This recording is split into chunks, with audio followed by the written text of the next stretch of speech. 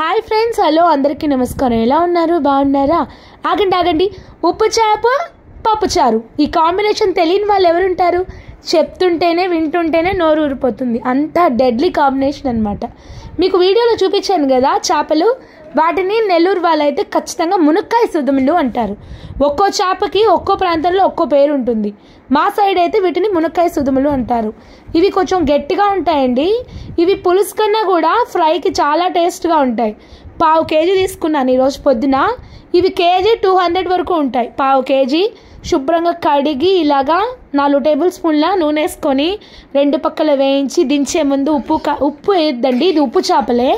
కారము పసుపు వేసి దించేసాను. ఒక 10 నిమిషాలు వేయించుకొని కమ్మగా నీళ్ళగా చారులాగా పప్పు చేసుకొని ఈ చేపలు నంచుకొని తింటే ఆహా సూపర్ ఉండండి. మీకైతే నచ్చితే ఈ కాంబినేషన్ సబ్స్క్రైబ్ చేసి లైక్ కొట్టడం మర్చిపోవద్దు. కమెంట్ కూడా